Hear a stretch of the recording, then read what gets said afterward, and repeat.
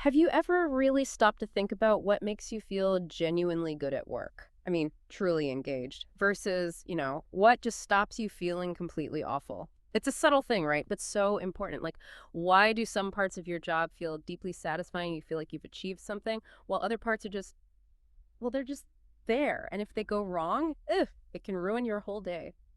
Okay, so let's unpack this. Today, we're doing a deep dive into some really foundational ideas about what motivates us at work. We want to get past those simple assumptions, the ones that often turn out to be, well, a bit off. We're going to explore the classic work of Frederick Herzberg's super influential stuff, and then we'll link that up to a related, maybe more modern idea, empowerment. If you're into organizational psychology, Herzberg's probably a familiar name, a real cornerstone. But even if not, we'll break down why his thinking is still so relevant for, anyone trying to figure out their career or lead a team effectively. Absolutely. And what's really fascinating, I think, is how these ideas, even though some are decades old, still challenge our gut feelings about what makes a job good. We often think, oh, it must be X or Y. But Herzberg's work kind of turns that on its head. Understanding this difference, this distinction he made, is genuinely a powerful tool, both for you, maybe thinking about your own career path, and definitely for organizations trying to build, better workplaces. It's about getting under the hood of what actually drives engagement. Right, getting past the surface level. And yeah, Herzberg is the key figure here. He did this major research back in the mid 20th century, really digging into what gets employees fired up. And it was pretty groundbreaking at the time because the common wisdom was, just pay people more, give them better benefits, and boom, happy workers. But he found something much more nuanced. He discovered it wasn't just one scale, like a single slider from miserable to thrilled. No, he found two completely separate sets of factors, almost like having two different dials controlling your work experience. One dial, if it's set too low, makes you unhappy, but turning it up doesn't automatically make you happy. Then there's a whole other dial for that. Is that roughly right? That's exactly it. A really good way to put it. Two separate dials. And the first set he called hygiene factors. Think of these as the fundamentals, the absolute must-haves. They're the things that don't actually give you positive satisfaction to themselves, but if they're missing or inadequate, oh, you'll definitely feel dissatisfied. They're the baseline. If they're not met, you're going to be frustrated, maybe looking for another job. But here's the crucial bit.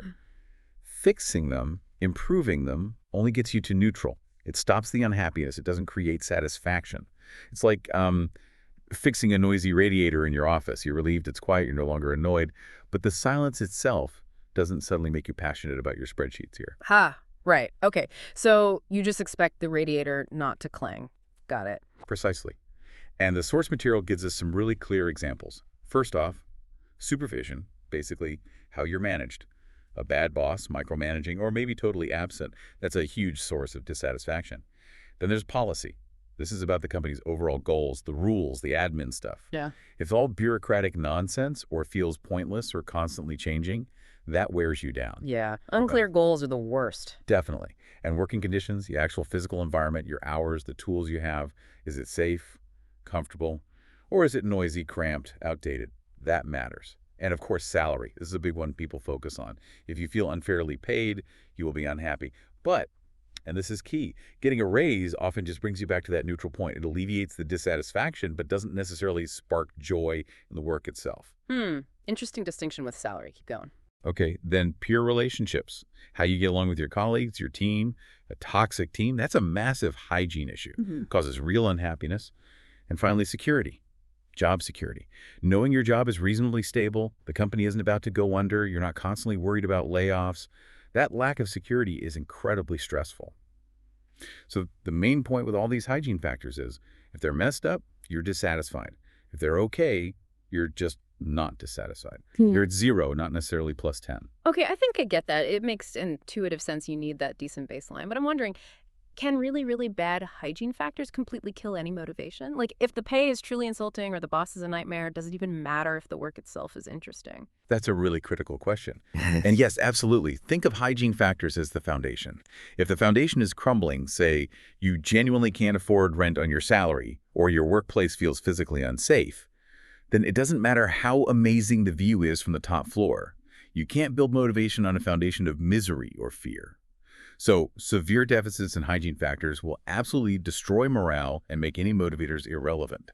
They have to be addressed first to even allow motivation to become a possibility. Oh, They remove the barriers to satisfaction, but they don't provide the push. got it. That clarifies things. Yeah. So they set the stage, but they don't write the exciting part of the play. So Herzberg says, okay, we stop people feeling miserable. Now, what actually does create that buzz, that positive feeling? Where does that light a fire feeling come from? Exactly. And that brings us to the second dial, the second set of factors, the motivators. These are the elements of work that do create positive satisfaction. They're the things that genuinely engage us, fulfill us, make us want to lean in. These are much more about our internal drives, our growth. Think about it yourself. When did you last feel really genuinely good about what you accomplished at work? Maybe you solved a super tricky problem, hit a tough target. That feeling is achievement. It's a powerful motivator. Yeah, definitely. That feeling of I did it. Right. Or what about recognition? Not just a generic thanks, but someone actually noticing your specific contribution, understanding the effort you put in, and valuing it. Being seen and appreciated for your work, huge motivator. These aren't about just avoiding the negative. They're about actively experiencing the positive. Okay, achievement, recognition. Hmm. What else? Well, there's the work itself. Is the job actually interesting? Is it challenging in a good way? Does it use your skills? Or is it just boring, repetitive, meaningless? The inherent nature of your tasks is critical. Then responsibility. This is big.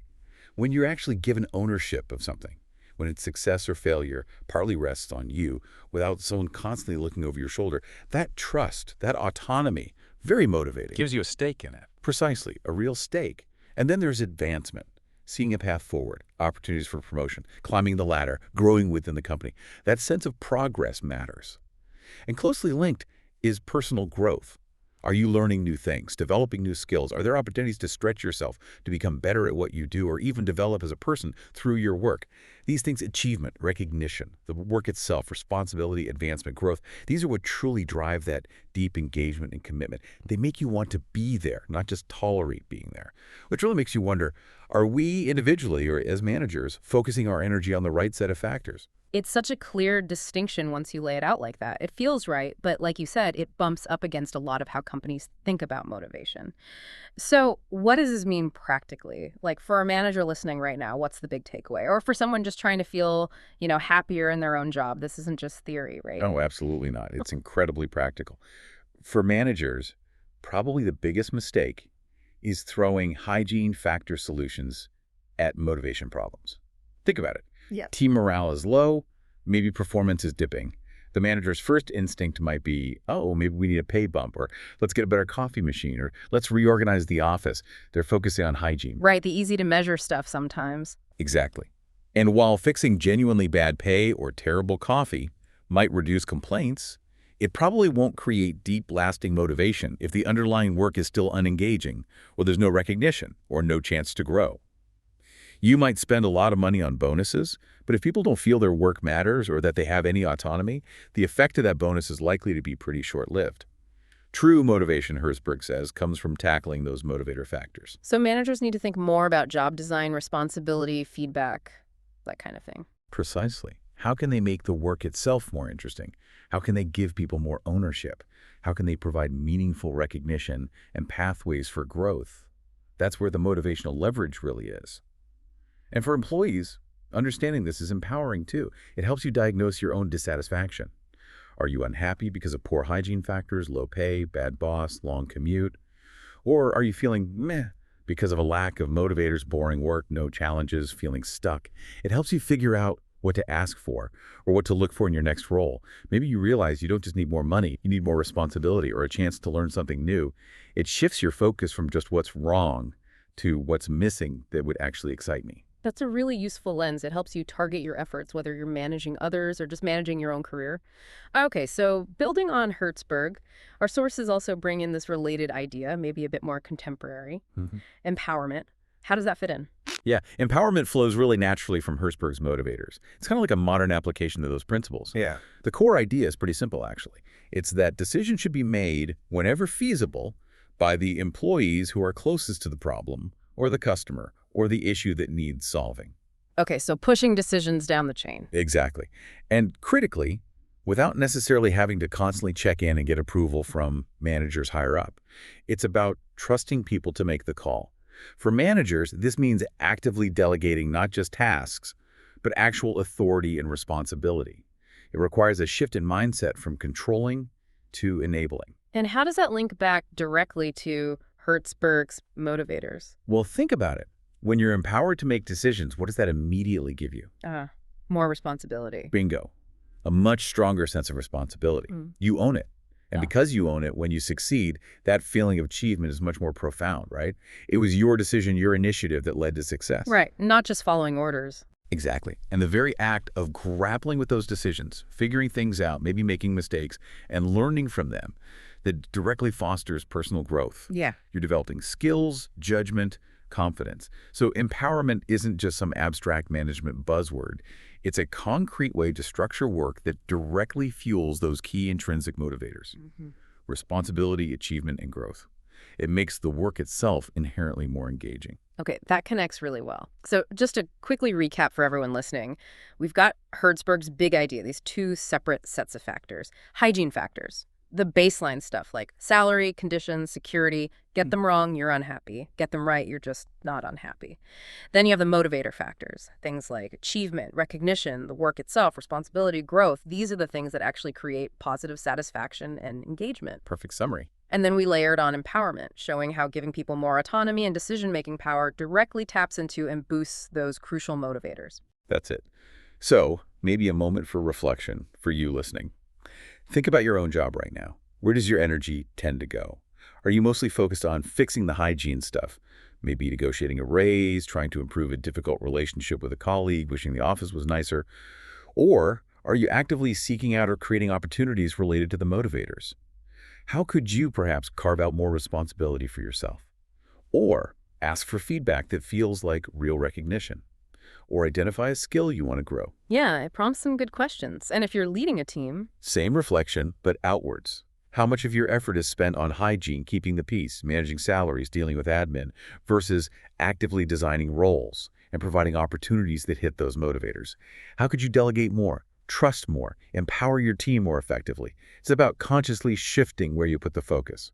it really is a fundamental shift, isn't it? From just playing defense, preventing unhappiness, to playing offense, actively building fulfillment and engagement. This whole discussion around Herzberg and empowerment, it really clarifies why some jobs drain us and others energize us. Okay, to wrap up our deep dive today, we always like to leave you with something to chew on. Right. So based on everything we've talked about, here's the question. If we accept that true, deep job satisfaction really stems from things like achievement, growth, responsibility, the motivators, how can you intentionally design your own work reality or seek out opportunities that prioritize those things rather than just trying to minimize the stuff that makes you unhappy? What's one concrete step you could take, maybe even this week, to lean more into a motivator? That's a powerful question to carry forward. Thank you for joining us on this deep dive into workplace motivation. We really hope these insights help you think differently about your work and maybe find a bit more fulfillment there.